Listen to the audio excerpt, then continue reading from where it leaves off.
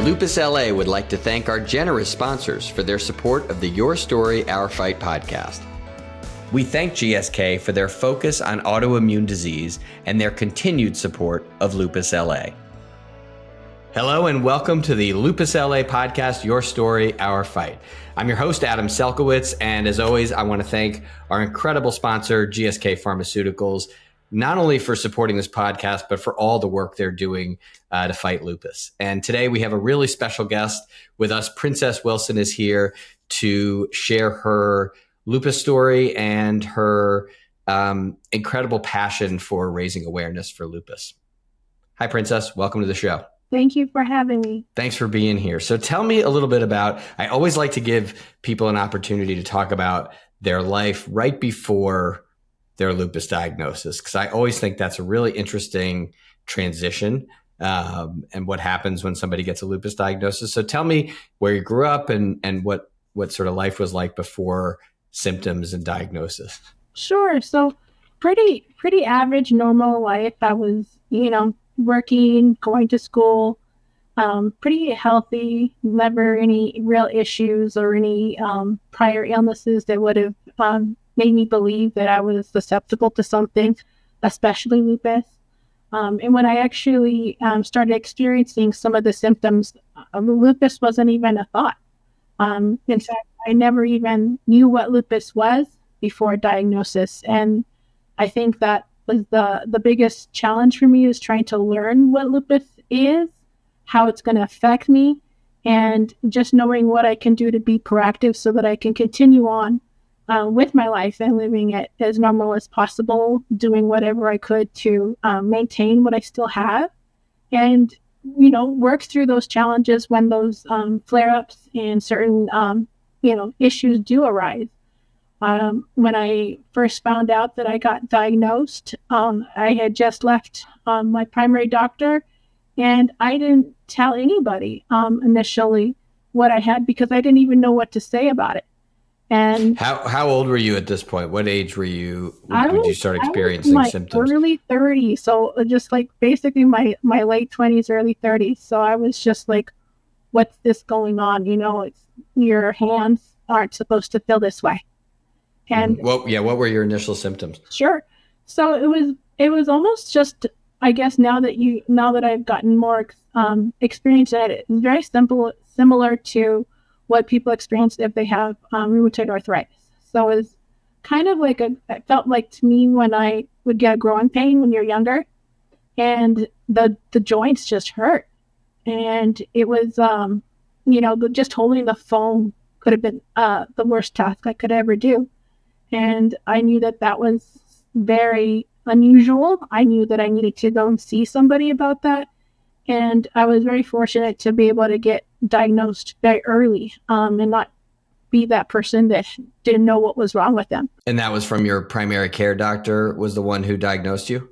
Yes. And like I said, I was very fortunate to be able to get that diagnosis early and have the opportunity to go see a specialist of my choosing right away and get the information I needed to learn about lupus and how I was going to be affected by it. What city were you living in at the time? I'm still in the high desert area, so I have to travel still to go see my specialist, so a little over 40 miles, but I was ready to go wherever when you first get diagnosed and you're trying to learn about what this disease is and how it's going to affect you. And it was almost serendipitous, where as soon as I got out of my very first rheumatologist appointment, then I was scheduling my follow-up.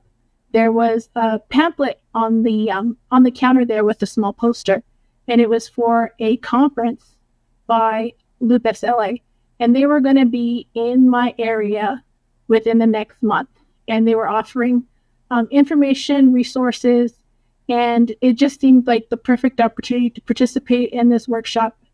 And from there on, I was ready to go with all the information that I got from Lupus LA and the conference, and just continue to use the services that they were offered. And honestly, I wouldn't have known what I would have done without it, because I didn't have any knowledge of the lupus before. And so wanting to make sure I got the right information, not just picking up things that I saw on the internet of how lupus was going to affect me, because once I found out lupus affects everyone different.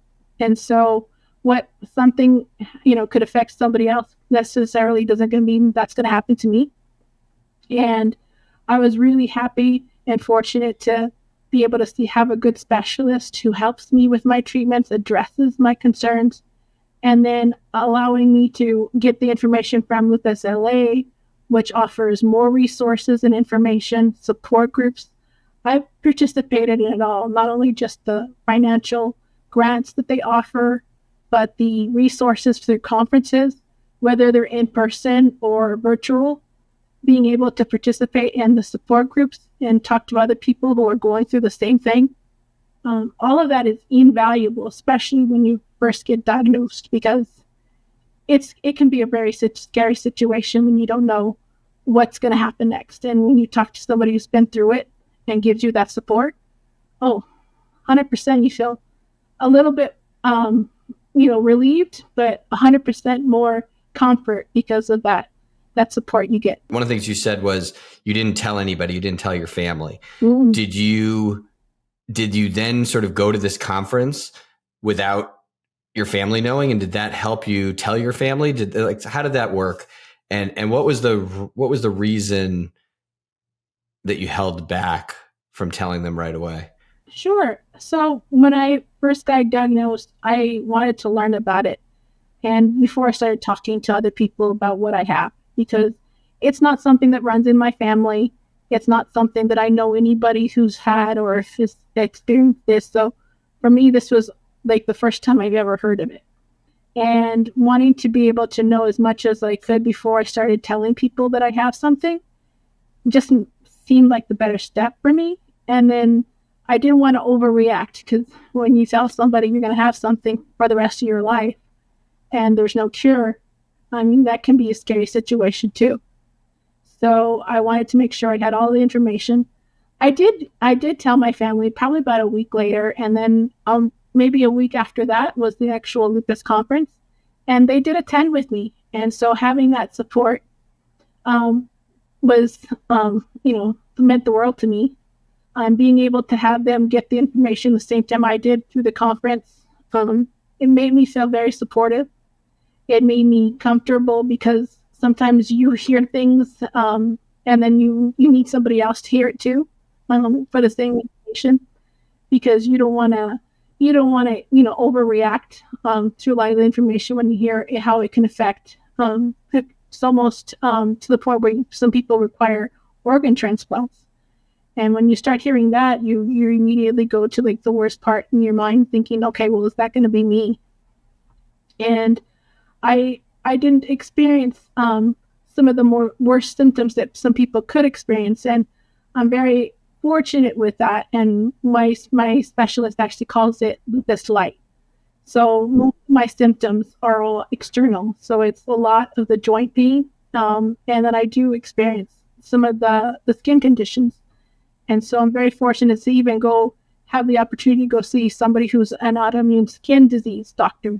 I'm not just a regular dermatologist for these conditions. And again, would have never even known that was even a specialty or an option without being able to get that information from Lupus LA and the conferences and resources that you have available.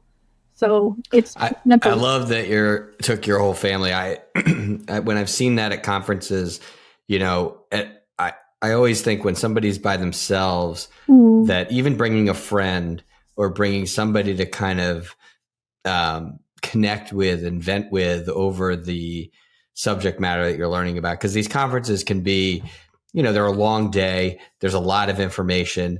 There's some information that's very basic and some information that's very advanced. So I always think when somebody gets diagnosed, that depending on when they go to that conference can really sort of set them in a positive or negative path, because I think you really need a support system in place.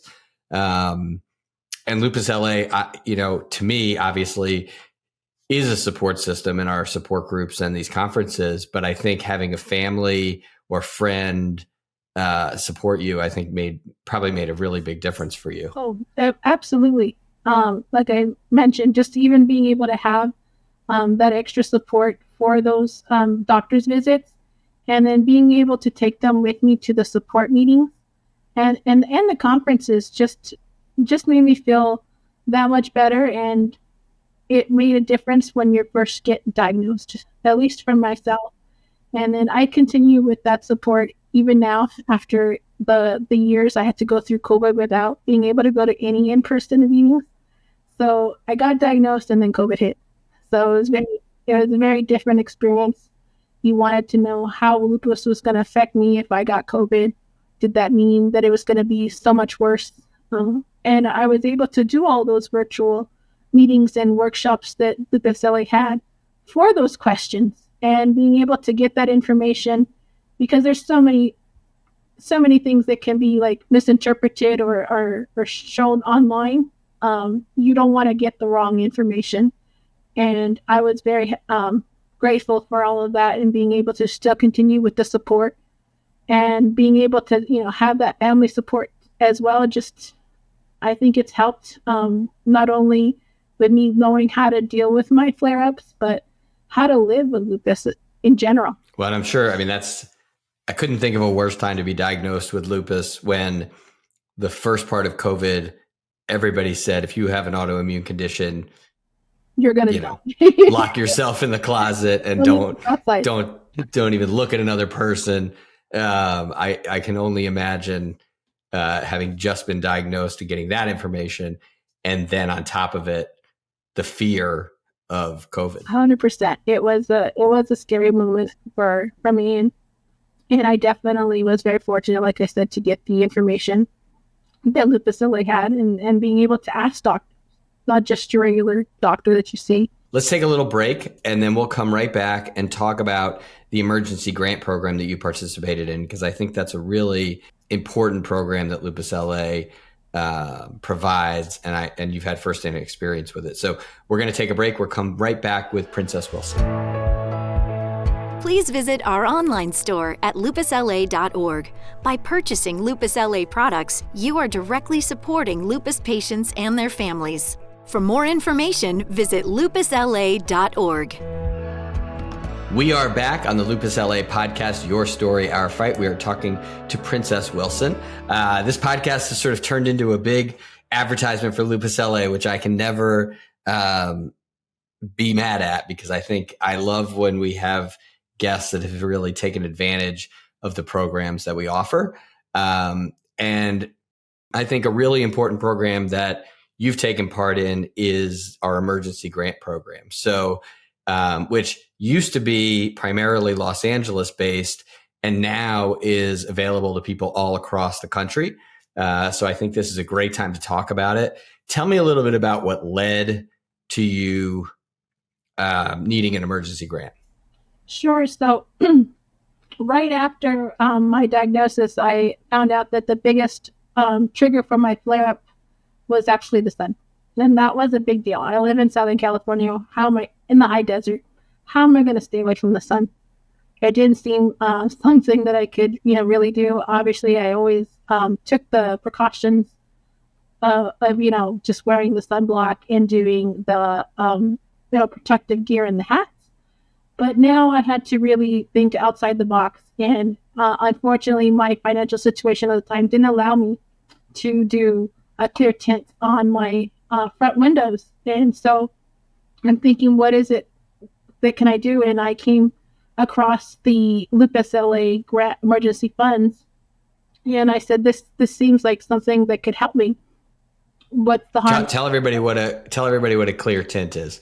Sure. So a clear tint is basically UV protected on your windshield.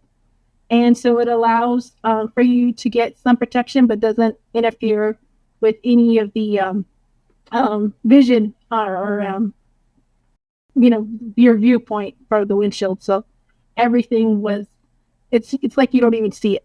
So it's been a really tremendous help, because I feel that not only the peace of mind of being able to travel to my doctor's appointments, which are over 40 miles, but being able to have that protection when I'm in my vehicle, and knowing that I am protected from any possible flare-up by doing that extra step. is a huge difference for me, and I don't know what I would do without it. It seems like it should probably be in every car. I think, Right. and I was like, this is not even a thing that I would have even thought about doing myself, even prior to this too. It's like, how do you get a clear tint? What is a clear tint? Why would I need a clear tint? And being able to have that protection with my triggers, that for the triggers of my flare-ups is just, it's made my life better. And so once you knew you needed this, you found this emergency grant program on the Lupus LA website, and then tell everybody a little bit about sort of what the process is. Sure. So like anything that I find out, after I read it, I want to talk to somebody about it. So I called the number that was listed there on the page, and I got a wonderful person who was very helpful. She gave me all the information that I needed, answered any questions that I had, told me what I needed to do, even though the process was spelled out for you right there on the application. And once I submitted it out, the follow-up was very simple. She let me know what I needed to do after that so that I could obtain the services with my dealer choice for the tint after I got a couple of estimates, because I wanted to make sure I was getting the right product, and of course being a good steward of the grant funds too. I didn't want to just find somebody who's going to take advantage. And from there, I was able to just get the services done, and there was no problem. It was just, it made the process was very seamless, is what I'm trying to get at. And it was very helpful to have the staff there to talk to me. A lot of times you just need some sort of reassurance when it's the first time you're doing anything, especially applying for grant funds. You're like, applying for grant funds seems like it's a difficult process, but it was not at all. And it suited everything that I needed, and I was just so grateful, still very grateful, and don't know what I would do without it. That's great. I'm going to just explain for the audience sort of how the process works. So Lupus LA provides up to a $500 grant once per year to a patient in need. And there are definitions of that on our website. And the way we do it is we don't give lupus patients the money, we pay the bill. So you submitted the bill for the tint and we paid the bill directly. We do things like medicine expenses, dental expenses, eyeglasses, things of that nature. Anything that's going to help a lupus patient manage their lupus and live a better life because of that. That's what the grants are for. And it's amazing how much response we get from this program. And, $500 doesn't seem like the world, but in some circumstances, it can really make a difference between quality of life and not quality of life, or being able to go to work and not being able to go to work. So I think that's where the program is really important. Tell me a little bit about the experience, that I think a lot of people don't want to ask for that kind of help. And I think it's one of the things we really want to impart to people is that it's okay to ask for that kind of help. And it can really make such a huge difference. So tell people about that part of it. Sure. Like I mentioned prior, I wanted to learn as much as I could. And so when I went to the Lupus LA site, I clicked on every tab, clicked on every link, and wanted to make sure that I had all the resources that were available to me for this particular condition. And when I found out that there was also a financial resource, I was thrilled. I wasn't something I was expecting. I didn't know exactly, what I was going to need until you need it. And so when I found out that I could apply for such a grant and be able to have it so that it could help me with my condition, it seems like something that everybody should be able to have in their toolbox for the lupus community. and being able to share my experience and how that's helped me. It's not a question. It seems like, why wouldn't I want to share? Why wouldn't somebody want to be able to use these services that are going to help them? It's always your choice, of course, if you're going to want to ask for that. But I didn't look at it as it being something that I shouldn't be asking for.